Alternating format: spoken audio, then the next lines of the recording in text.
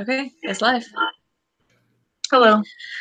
Okay, so do you guys have the questions in front of y'all, or do you need me to read them out? Yeah, I have it in front of me. Same here. Okay, Yeah. so you guys want to start from the bottom and we work our way up, or do top down? Top down.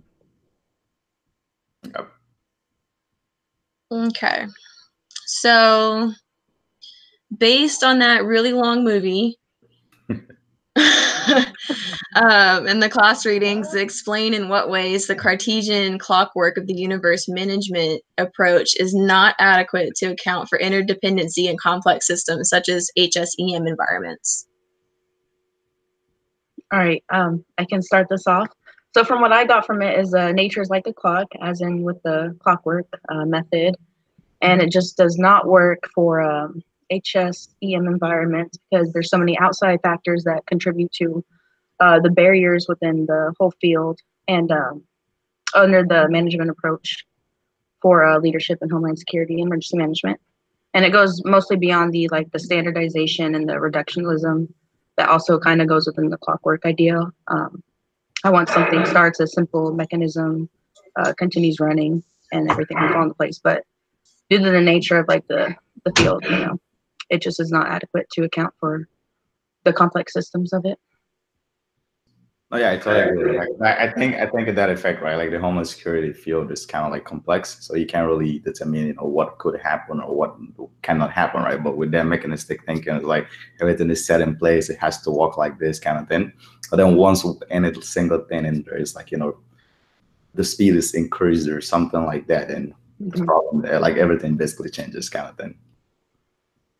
Yeah, I mean, the clockwork kind of thing reminds me of the assembly line, and you have one job and then that's it. You don't have to worry about what's going on past it. But then if we're talking about the Homeland Security stuff, the NIM system doesn't work that way. So, I mean, if one person screws up on their job or isn't there to cover that job, you've got to wear more than one hat in order to get that job covered. Yeah, it just doesn't account for the job, itself and the nature. Yeah, for sure. Exactly. Like you can't have one way of doing things in the field of homeland security. Like you could have a set of established protocols and things like that, but you have to create that room for what if kind of thing. Like what if this happens or what if that happens in a sense? Because then if there are rules where people you must do this way kind of thing, what if I then encounter it like a system or something is going on that I think something else could be better to solve the problem? If I go with what is established, then it may or may not work as like it will not provide a desired results kind of thing. Yeah. All right. We want to move on to the next question? Yeah. Sure. Okay. So using systems perspective discussed in the Mind Walk movie by the female scientist, explain what leadership qualities would you expect to see in the HSEM professionals who accept the ecological versus clockwork thinking? Yep, that's that is one of. I think based on like the movie, right? Like what I was saying, like the Jack guy who kept like like everything to him was like he could like just study one part of it and understand the whole kind of thing, right? But then the same thing kept trying to explain to him like there you go again, trying to see things like the one view kind of thing, but it should be like an overall sense kind of thing. Like you cannot solve the problem of one system, of one part of the system, and try to put it into the whole system and expect the whole thing to work. You have to basically solve every part of it and then bring them all together to be able to work. Because then fixing one part doesn't fix all in a sense.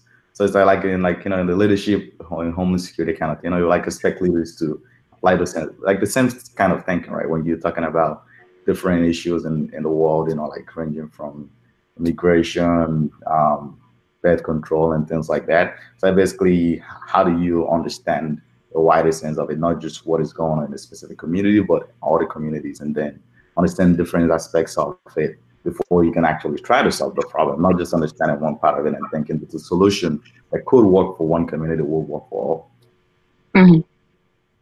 For sure. I just put that I would expect to see a lot of like humanistic leadership qualities and the ecological thinking, mostly because of how the systems and communities interconnect with, nature in itself with the ecological. And then I just put that it would incorporate all domains of the of emotional intelligence, which Goma mentioned, which we'll discuss later question. So the way that I took it all under control was that the ecological versus clockwork was more of a fancier terms for what we've been talking about continuously, it feels like, through the organic versus mechanistic one. I always screw up that word. Basically taking in different perspectives, not so much that feelings get hurt as if their opinions aren't valued, but more of trying to cover everything like we've already said. So, I mean, if you've got the procedures in place, if you've got the experience behind it, and you're taking it under other notes, then you should be able to cover everything you need to cover. Mm-hmm. Exactly. Well said.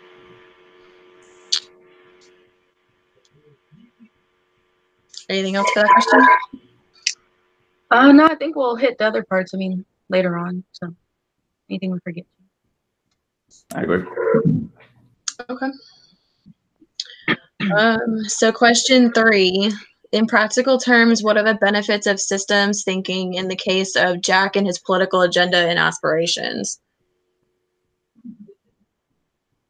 So this came from the Mind Walk movie, and Jack was like the main character played by that guy that's in Law and Order. I thought he looked familiar. I didn't place it. I think again, like going back to like he was trying to make the sense of like why didn't like his political stuff work out and things like that. So I think like like the lady, the scientist lady was trying to explain to him like like it's all that part of like the thinking approach, basically like the leaders applying the mechanistic thinking and things like that. But then she was trying to make him understand like the benefits of the systems of thinking, like basically applying all view instead of that one segment of it kind of thing. Because I think like that could possibly be like the causes of why he didn't win the presidential race. Yeah, for sure. I just noticed like, I mean, how like selfish he was in his intentions, and that he needed to apply more like things to help with adapting and changing, I mean, within his agenda and stuff. I mean, he kept bashing the American people in the movie, at least, about how they didn't vote for the right things, meaning they didn't vote for him. And then he kept going back on saying how, well, he was going to go run for Senate again. And I don't know if he said he was going to do the same agenda or not. Yeah, I don't recall. But I mean, if he were to run back for Senate, then he would have to probably take other people's views into account, just to have a more broad agenda and encompassing everybody that makes up the population that he's going to be in charge of. Yeah, I definitely noticed he needed to apply more EI to it and leadership science. I mean, honestly, qualities overall. So, and then like you said too, like the more like organic approach as well. Next question. Okay. So this flips into that blue book, the HBR one. So what does Goldman mean when he says that emotional intelligence is the sine qua non, I guess, of leadership? And do you agree with this statement when you consider HSEM leadership? Why or why not? All right. So what I got from it is, I mean, Goldman, he means that emotional intelligence is the one necessary thing like you have to have within Homeland Security Emergency Management. Mostly because of the 5 domains that he mentions that we'll also cover in the next question, but it's just the field is just, it's so like caring and more like, I mean, the word I use is like humanistic to it. And without emotional intelligence within it, like it's just not gonna work as it should,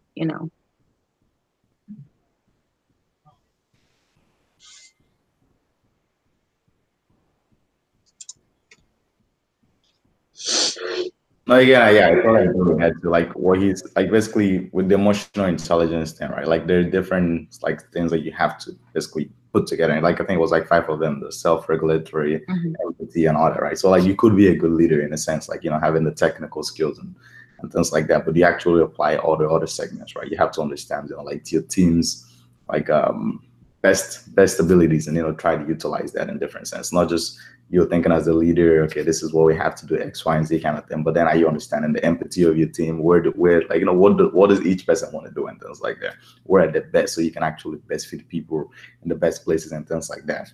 I'm not just thinking as a leader. And I think we had this like in one of the blogs that we had like a couple of weeks ago, like what makes a good leader and things like that. Yeah. Yeah. That's not bad. For sure. So yeah, basically everything you guys have already said. I know he mentioned somewhere in the beginning of that chapter, and he was like, a person can have the best training in the world, but that doesn't mean that they're going to make a great leader. You can have every knowledge possible, but unless you've got these certain skills, you're pretty much useless. Yeah. So I mean, when it comes to our field, without those skills, there's primary job functions that require those skills. So I mean, if one were to go down, so let's say self-awareness, if that one went down, within you would be affecting other people whether you realize it or not. And these people too, like they come, just range from low poverty. You just have to know how to deal with really any kind of person, especially those affected by like disasters and stuff. It's just all different. You have to really like show like empathy and everything towards them. Otherwise, they just think of it like, oh, like you don't care. And like this field, it's really personable. So I think that's definitely my take. I definitely agree with him. And I think that's a very good point. Like when you think about it too, like, yeah, like the workplace is supposed to be a very like a professional environment in a sense, right? But then at the same time, people have things, going on in their lives outside of work. And then it's like trying to like, companies trying to create like work-life balance, which is very important. And that's very good thing. People having balance, having the balance between your life and your work is very important. But then your leaders actually understand that, right? Like being able to say, okay, hey, maybe this person has some X, Y, and Z going on in their personal life. It's not like essentially trying to understand the person's personal stance, but, basically you're trying to understand, how are things, like not without details, but like, do you need me to move things around, or how do we work around things, stuff like that. We're just basically having that ability to basically consider what someone may or may not be going, may not be going through, kind of thing. Yeah. It definitely puts like grown-up terms to stuff that we deal with every single day, and like I hate to put it that way, but For sure. like if you don't have the social skills, you're not going to be able to talk to those people that may need help and don't really know how to ask for it, or even really want to admit that they need it. And I mean, without the motivation, you're not going to get anything done. All these people are going to be sitting there, and you're like, screw it. It's not my problem, when it really is your problem. Actually, I think it is a very good point, because I think about it in a sense like, if I'm not comfortable around like leadership, I may or may like basically I won't be there very comfortable, speak freely, if that makes sense, right? But then it's like being able to be comfortable around people, and then it's basically how your leadership interacts with you, allows you that flexibility of being, okay, what, let me be a little more comfortable and actually speak up, But then if there is all this uptightness going on, that you may be like, okay, let me dress my words carefully here, just like that, Yeah, it's almost like you're walking on edge or some broken glass. You don't really know how to deal with things or what path to take. Absolutely. All right. So leading in the next question. Of course. So I'll break this one down versus how I did the other one. So discuss the 5 domains of EI, or emotional intelligence. Yeah, we'll just go with that first. So we mostly mentioned most of them, but the self-awareness, self-regulation, motivation, empathy, and social skill. Without being self-aware, you can't really, I can't think of the word, but incorporate for like everybody else and everything. And then the motivation, you have to have motivation, otherwise like nothing's gonna happen. And then empathy, of course, you have to feel for people, because everybody's different, and if people don't feel like you're feeling for them, then they won't really, I don't think they take them as a joke, but then I feel like it makes them even more mad, and it won't have them have respect for the field, especially those working, directly in it, which goes with the social skill too, which has also made me think of how important social skills are, because I remember we were talking about in a class like a year ago about like one of the barriers, like a language barrier for like Hispanics and like, you know, people that have been affected and they just have no like way or like resources. So social skills, I mean, also like being aware of that, getting help for those people and, you know, having bilingual people for sure like help those that really struggle and need that. I think goes a lot within somebody's emotional intelligence too. Okay. Absolutely. And I think like of all of that, like the one I like actually liked the most was the self-regulation. So like the self-regulation one, like being able to actually control like the impulses and the disruptive nature and of things like that. So it's basically to me it's like, you know, being a leader, like yeah, like everyone on the team has a different ways. Like basically you have to work with different people and like basically you have to be able to understand, you know, how what is each person's weakness and things like that. How do I actually work with these people, right? So like things like that isn't being like basically being able to know, okay, as a leader, like basically sometimes you just have to sit back and think through stuff before you actually respond, right? It's not just like speaking immediately and things like that. But they always be the best approach. You know, like understand what people are saying first. Don't react immediately like they say something. Let them say something, understand the reason why they're saying those things, and then sit back within yourself and then, you know, digest the information and then come up with the best approach. And also solicit other people's, you know, input and things like that, not just making a decision as a leader kind of thing. Mm-hmm. Most definitely. Okay, so another question in that part was, to what extent do you believe empathy should be a critical trait of leadership in HSCM environments? Absolutely. I mean, pretty much all the way. I mean, you know, if you don't have to be overly sensitive, but you definitely have to be sensitive to people just because, as it's just before, like everybody's different. Everybody has their own story and background. You don't want to upset anybody, especially, you know, dealing with people who have been hurt by disasters and crisis and everything. So I mean, definitely up there. Because I think empathy is very important, right? But at the same time, even with applying the empathy, right, you have to still create like a sense of like rules and regulations or sense like that. Like people have to fall within it. Like empathy shouldn't just be something that is just given out all the time, right? Like yeah, it should be always taken into account in every situation, but to trying to make sure that people do not take advantage of it is also very important. You know, like basically, okay, this is the rules and regulations. Were there and like basically considering, okay, if something didn't go accordingly as planned or something like that, were there any what were the reasons that led to that not occurring as it was planned and things like that before you actually okay, maybe this is a case where we actually apply the empathy and things like that because maybe X, Y, and Z affected this person from being able to complete this and you know it's that sort of things. I mean, it's always going to be, you have to take other people into account and not be selfish, but I mean, it depends on, like, each type of situation is different. So if you're dealing with people in an active shooter event, they're going to be different people than dealing with a hurricane. So, I mean, you're going to have to figure out, I mean, I guess that comes with experience, on how to deal with each type of person in a way, per situation. For sure, which is why I'm glad that Goman like incorporated all 5 of those. So I feel like together, I mean, they like interconnect to like, you know, all those like the active shooter, like you have to be self-aware, self-regulated, and then, you know, empathy and social skills. So yeah. Like it's really accurate. Yeah. And then you mentioned it in the book about how it was important for like 3 different reasons. So the first one was increased use of teams. Basically, a team leader has to be able to see, sense, and understand the viewpoints of everybody.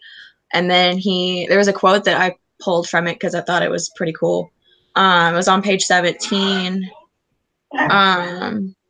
Like teams are cauldrons of bubbling emotions. So it's like all I could think of was like Hocus Pocus, and she's like in the middle of making her stuff, and I'm weird. I'm sorry. No, that's a classic. Kind of want to watch it now, but anyway. Then the second reason was globalization, saying how cross-cultural dialogue can lead to misunderstandings and miscues. So, I mean, if people understand body language in a way, then they'd be able to have a universal language and not say something and have somebody else take it the wrong way. Kind of stuff we deal with every day. For sure. I know it's like globalization, like that's a huge like thing too, like right now topic, and how it impacts everybody and cultural differences and everything. Which I mean definitely goes hand in hand with the field as well.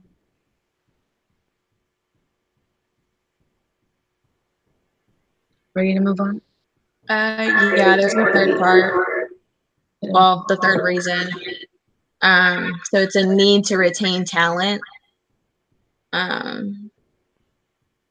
Basically, when good people leave, then they take the company's knowledge with them, and you're probably left with the ones that don't really care all that much, so they're lacking the motivation part. So those are the three reasons that he listed as to why empathy was critical within our type of leadership. Like I think that's important, right? When you think about people leaving an organization and things like that, right? Like I think people leave when with the main there's so many factors that could lead to people leaving. I think one of the most important ones is like when they no longer believe in the organization's mission or think they're growing, right? And that's like where I think the empathy could also play, basically understanding, okay, are you actually doing what you want to do and things like that? Is this working out? If this is not, how do we actually basically, readjust and things like, but basically understanding people, like basically what do you want to do as a person and not just all about the organization, right? What do you actually as a person want to do, kind of thing? Because I think when that is not being achieved or met, then people try to sell other options. Mm-hmm. Very good. Yeah. All right. The next question on that one was, does it surprise you that EI accounts for potentially more executive success than IQ, expertness? Wouldn't that be expertise? I don't know. And technical skills. Why or why not? It doesn't surprise me because I say like, yeah, it's not just about punching numbers and things like that, right? Like people are the organization, people make up the organization. It's not like the organization's goals are there or the organization's successes are there because of the people. The people were what made it happen. So basically, the people are like the framework of it. You have to understand what is actually pushing these people, what is motivating them, what is getting them to actually show up every day and get this job done. Because then, if you're able to understand that, then the more you can basically employ those people, the more output and profit they can provide. Yeah, and I just put that empathy and people skills, they go hand in hand, and so people are more likely to respect somebody, I mean, with those skills and who are personable and have compassion for them and their work, their profession for sure. And then I just also put that empathy is extremely important, to have in a field where people are directly impacted by emergencies, sometimes very unknown, out of the blue. And sometimes those quick situations, sometimes compassion, I mean, goes a long way. So it goes along with empathy. Yeah. I mean, it doesn't surprise me either, quite honestly. Mm-hmm. Based on the study that what he put his results in the book, and he was like, emotional intelligence played an increasingly important role at the highest levels of the company. But then during that, can emotional intelligence be learned on like pages 8 and 9 and whatnot? He made it a point to be like, emotional intelligence increases with age. So it's like, no wonder it's going to be at the top of the food chain. When the older you get, the more you've seen, the more expertise you have, maybe. Mm-hmm. So I'm not surprised. It just is what it is. Yeah.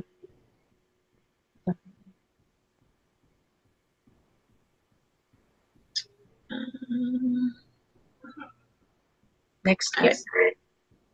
I said next question. Okay, Mom. Thank you, daughter.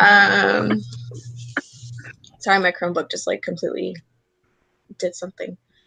Okay, so now we're going to McChrystal, the general book.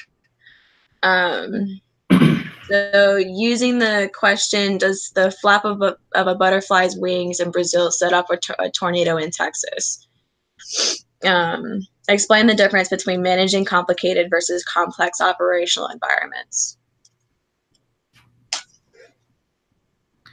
To me, I think I saw that as like this, and I'm going to use examples that they had because it was very good. Like the complicated systems is kind of connected, right? Like everything is connected to each other. And then basically, if one thing, and then it's like the clockwork thing, right? If one thing is spinning, the other is going along with it. There's kind of like a pattern there, right? But then when you think about a complex one, they did define that, like the example they used was like a pool table, which is very, I think, very nice. Because then with the pool table, like you have all these balls and you just have the one white ball that splashes it out or something like that.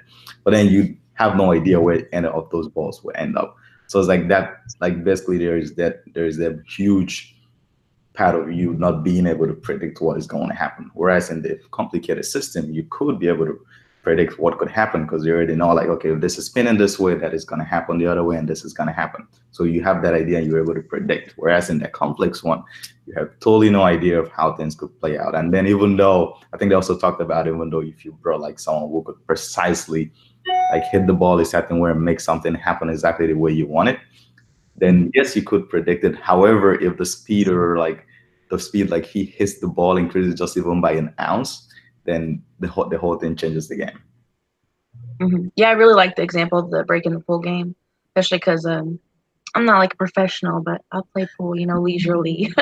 And so, yeah, it's crazy, especially like, if there's a fan above you, the wind, as you said, the speed.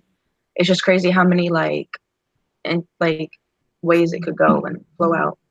Whereas, yeah, the complicated system, I mean, it may have, I mentioned a lot of parts, but they'll end up joining all together in the end. So a lot more simplicated, still complicated, but compared to the complex, simple, in nature. Yeah, because I mean, when it goes back to the quote, you've got to have the right factors, you've got to have the right everything. It's almost like a 1 in a million chance that it's actually going to happen, but it still could happen. I mean, once you put it into terms of the pool balls, I just like my light bulb went off. I was like, okay, that makes a lot of sense. Yeah. Okay. So then, what is the major distinction in making decisions in complicated versus complex environments based on the Cyanide, I think. Was it? I watched the video like 6 times and I probably still gonna say wrong.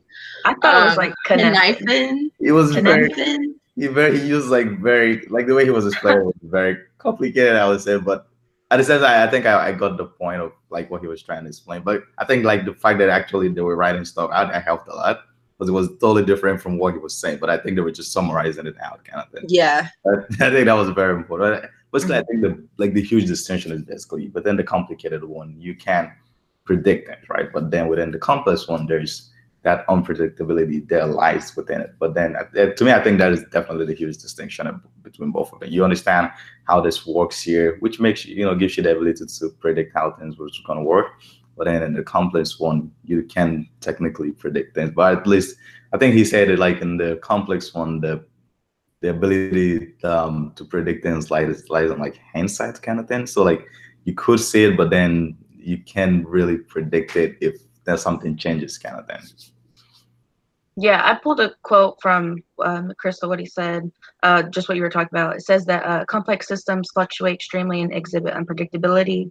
And within an ecosystem, there are billions of tiny interactions that link the origin and the outcome. So that really like made things clear for me about how that system works with the complex systems in regards to environmental problems, such as like, a hurricane. Like, yeah, you have to have like these specific things, but like it's so unpredictable depending on the weather conditions, the high pressure, low pressure. It's just, yeah, really complex. So yeah, like in the video, the professor or whoever he was basically made it a point to be like it was a sense making model, not a categorization model. So the data had to precede the framework instead of the framework making the data. So I mean, once he put that into terms for me, everything kind of flipped. And then the whole cause and effect relations with the complicated, according to the video, they're not self-evident, but yet you could require some sort of expertise to be brought in. So like whenever I thought of this is gonna sound really cliche, but like a Criminal Minds type of thing where they find a body but it has no it has a bite mark. Well, you need obviously special expertise for that bite mark in order to pull it out, to figure out how to take the impressions, how to find the dental records in order to match that teeth mark. So that kind of just plopped into my head. Sorry. What if it was like an animal bite mark too? Well, actually, I think that's very important because I think I recall like I can't remember. I think in the YouTube video the scientist said something about, or he said no, yeah, I think that yeah the guy explained something about how politicians could bring in expertise people to like look at the problem and something like that and provide like the best solution for it, right? And I think like with the complicated kind of thing, that's where it could be applied because then there's a specific way that the system has to work, and then basically things are connected and things like that. But you need someone who actually understands how all those things are moving, because then it could be a bunch of dies that are moving, but they're connected to each other, right? But you need someone to be able to tell you, okay, if this is moving this way, then this is going to happen and that will happen kind of thing. And then the homeless security emergency management, I think that's very important, right? Because then you need people to be able to tell you, okay, if you amend this policy this way, it will affect A, B, and C kind of thing. For sure. Yeah, and then I think sometimes when they try to do that, they really don't cover A through Z. They just cover the first like top 5. And then it gets to 6 and 7. They're like, oh my God, what do we do? Like, we didn't cover this type of thing. Exactly. But then bringing that expertise, he's going to be able to tell you, okay, not only would this affect 8 through 7 or 1 through 7 or something, it will affect the numbers afterwards kind of thing going down. Yes. Okay. So the last question on that one. Why is it counterproductive, according to McChrystal, to attempt to use complicated solutions to solve complex problems? Okay. So I mean, based off of the quote too, it's just if one were to try and solve a complex problem with a complicated situation, it just wouldn't work in the correct way because of how complex problems are and how they have just a lot of factors and interdependencies that goes, I mean, beyond, the complicated. Yeah. So to me, I like the example that he also used in the reading, whereby he described like the military, like the fighting ground or something like that, right? Whereby, like for example, the Pentagon drafts up a strategy or something like that, or how they're going to, like maybe solve a specific problem or challenge or something like that, right? However, the fighting field is like a complex playground where everything is continuously changing. You cannot tell what will happen in the next 2 years or something. Maybe the strategy that was developed is meant to be applied in the next year or so. But then if it takes a longer process of getting approved and things like that, by the time it gets implemented, the whole field is changed. So basically it becomes ineffective. So it's basically that complex field keeps changing. But then when you're trying to use a complicated solution to solve it, the complicated solutions are meant to work together. Like basically everything, nothing really changes that much. Everything is just working based on off of each other. So if one thing is moving, the other is moving. Whereas in a complicated field, everything is continuously changing. You're trying to apply, if you trying to take what is constant into what is not constant, that is not going to work, because the complicated part is more constant than the complex part is. Yeah, I mean, you're basically trying to use unpredictable solutions to solve predictable problems, and that doesn't get anybody anywhere because it's almost like you're running in place. Sure. You don't go anywhere. You don't know where to go from here. Yeah.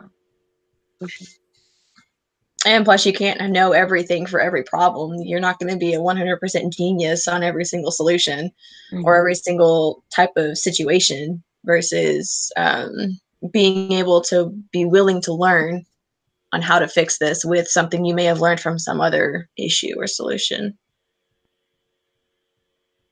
For sure. Okay. So this second to last question. Explain the usefulness of linear thinking in the Clockwork versus Wayward Swirl universe and use examples from the videos or reading. I think the reading described like the linear one, and they use like an example of like stocks and bonds, whereby like if you were to invest in a bond that basically is in certain bonds, you're able to basically if it's managed properly, or however, like in a linear sense more, I think it was more like if you invested like $10 and the output was maybe you earned $1 on it, If you invested $20, you get 20. So it's basically you get in if you invest double the amount that you invested, then you get double the amount in a sense. So it's basically you know what is going to happen depending on your investments. But then in a where swell, even as much as you invest, you can't really tell what the output would be. So if you invest $10, you may get $1, and then you invest 20, you may actually lose $1 in that sense. So you can't really tell what is going to happen with your investments and things like that. That's a great example. Yeah, I mean, mostly for me, I mean, I just use the visual in the book about how like the linear thinking, the clockwork, it was just few to a few, and then the other one was just many to many, which just made it even more, I guess, complicated, complex in nature.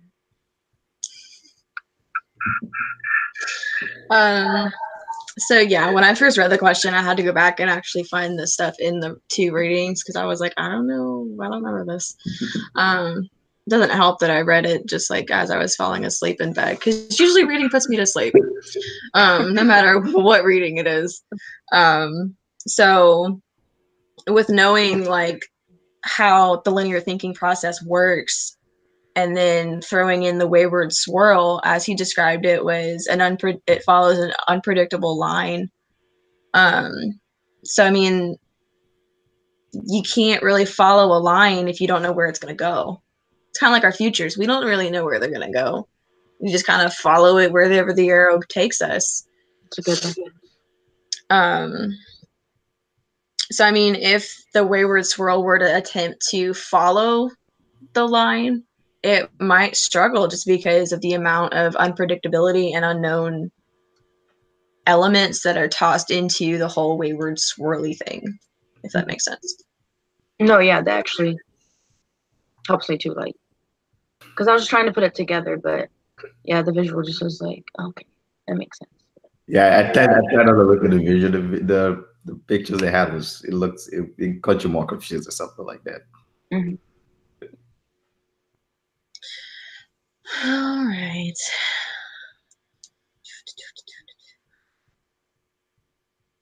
Okay, so last one. Using examples from Homeland Security Emergency Management to include environmental threats, illustrate how you might or might not agree with McChrystal's 2015 statement. Attempts to control complex systems by using the kind of mechanical reductionist thinking championed by thinkers from Newton to Taylor, breaking down into component parts or optimizing individual elements, tend to be pointless at best or destructive at worst. So for this, I just put an example. So hurricanes, forming if they formed after a specific incident, the weather would be predictable. Of course, that's just not the case.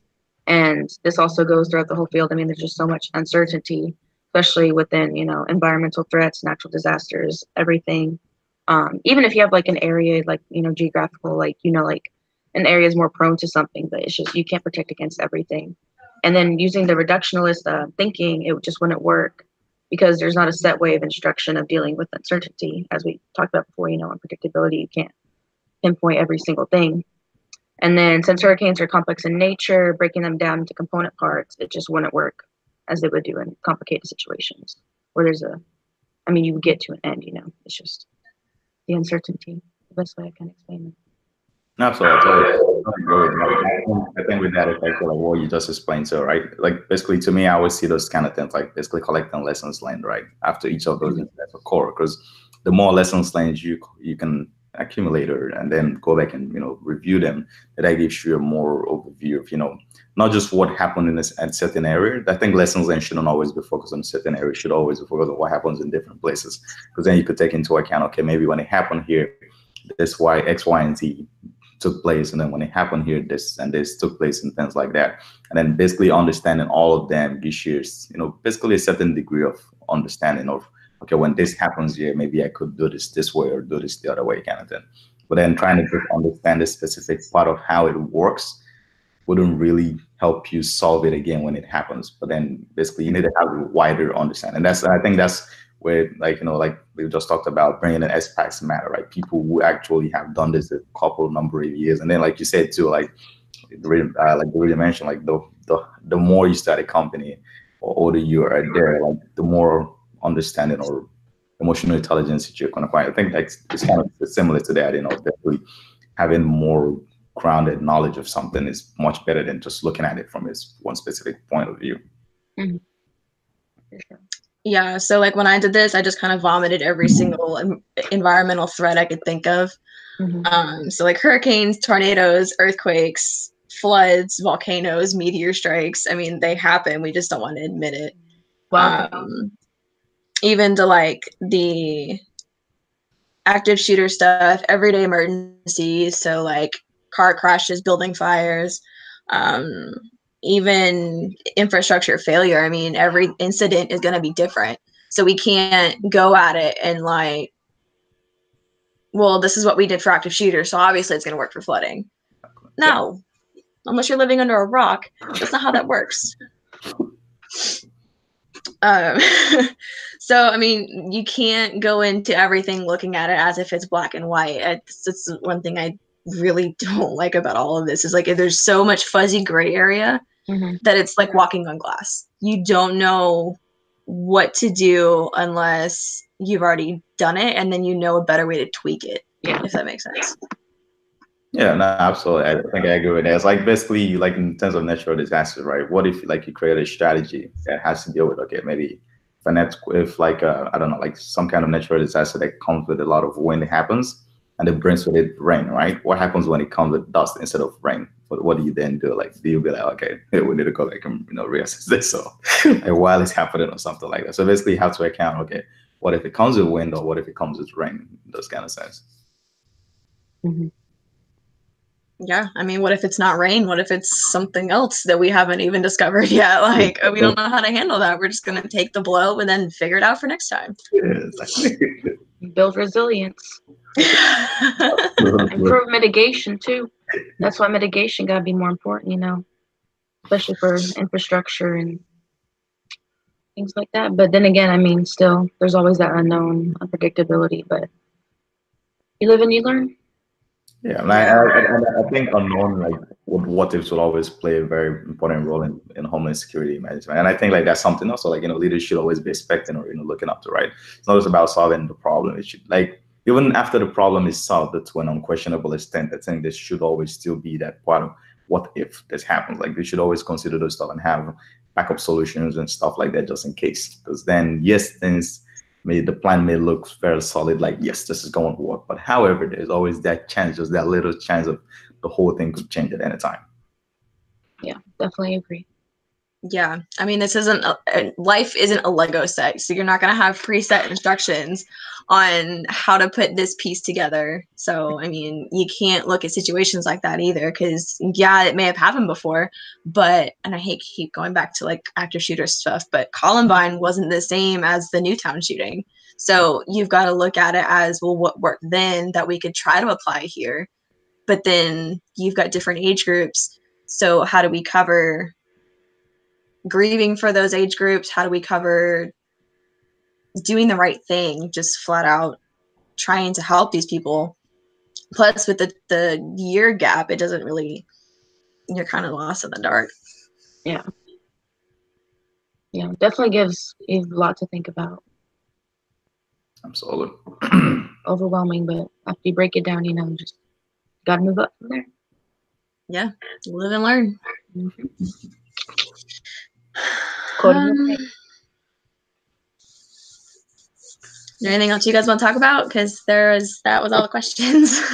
I was like, I think we covered everything. Do you know what time we're at? That was the last one. I feel like we've hit that limit for her, but I'm not totally positive. I never hit start on my phone. Yeah, I meant to put start my timer too. I just looked at it. I never did. Hey, but we live and learn, so we'll do that next time. I think that. Yeah, it was nice to meet you, Kennedy. Likewise. Yeah, thanks to the name. I'm glad we got this working. Yeah. So who wants to run it next time? I can run it next time. I'll let you go, Kelly, then. Sure. All right. I mean, ladies first, right? Sure. We'll see how it goes. You know. If not, you know, of guys. course, Kayla. I know who to turn to. Yeah, now she's the aspect. We can always. Like, the hardest part is over, so. Yeah, now we just gotta talk each other through it, and then I guess I'll close it out, seeing there's 4 of them and there's only 3 of us. Okay. Works for me. All right, y'all. Do we all have to send her the link, or one person does it or something? I can't remember. No, so as soon as I hit stop broadcasting, then it goes into some channel-y thing on YouTube, and then I upload that from Blackboard once it decides to fully upload. Okay. Technology is just. And so with Nicole and I don't have to upload it. I think just the facilitator uploads it? Yeah, it'll only be me, unless you guys want to do it too. I don't really know how we would do it, but Okay. I believe in you. Yeah. You got this. all right, I'm gonna hit stop, but that doesn't hang up on us, so just give me 2 seconds.